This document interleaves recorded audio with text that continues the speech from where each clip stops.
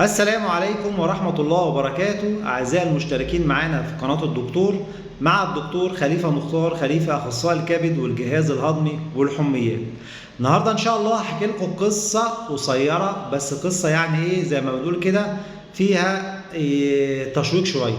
ليه يا دكتور خليفة؟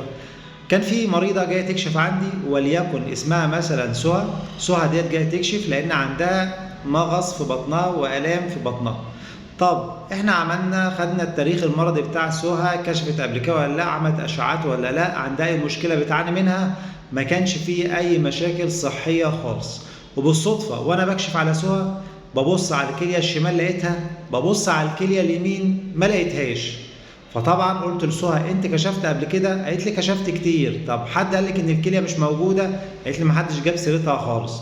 فطبعا برضو ما رضيتش اتكلم معاها وسبت الموضوع وقلت لها انا دلوقتي مش شايف الكليه اليمين موجوده، فاحنا هنبعتك لمركز اشعه متخصص نعمل اشعه برضو نطمئن زياده نشوف الكليه ديت تكون ساقطه في الحوض ولا حاجه او مش موجوده من الاساس. فطبعا سهى خدت الكلام وراحت عملت الاشعه وعند مركز متخصص ورجعت لنا بالاشعه تاني يوم نبص على الاشعه برضو الكليه اليمين مش موجوده. ليه؟ سهى ديت كانت مولوده بكليه واحده، وطبعا ديت حاجه سهى ما كانتش تعرفها.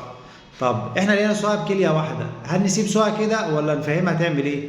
طبعا فهمت سهى اللي هي المفروض كل 3 شهور ل6 شهور تعمل تحليل وظائف كلى، تعمل سونار اطمئنان برضو عشان لو لا قدر الله ظهر حصوات او رمل في الكليه اللي موجوده اللي هي الكليه الشمال ما يحصلش انسداد في الحالب لا قدر الله، وبكده وظائف الكلى هتعلى مره واحده.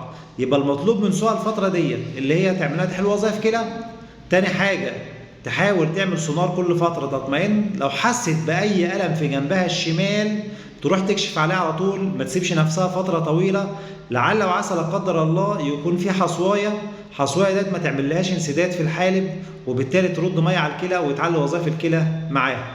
نطلع بالقصة دي اللي في ناس بتكون مولودة بكلية واحدة وما تعرفش، بتعرف الموضوع دوت صدفة. فعلشان كده أي حد يعني عمل أشعة قبل كده وعرف اللي هو عنده كلية واحدة هيعيش طبيعي خالص ومفيش أي مشكلة، لأن الكلية دي بتعمل مقام الكليتين وحجمها بيكبر شوية. بس هي الفكرة كلها إن إحنا نحافظ عليها ونعمل لها متابعة كل فترة، ونحاول ما نتأخرش عن طلب العلاج أو الطبيب المختص في حالة حدوث أي مشكلة في مجرى البول أو أي مشكلة في الكلية. ودي كانت معلومة بسيطة حبيت أقولها لكم النهاردة مع المريضة سهى اللي كانت عايشه بكليه واحده وهي ما تعرفش، وعرفناها والحمد لله حالتها كويسه.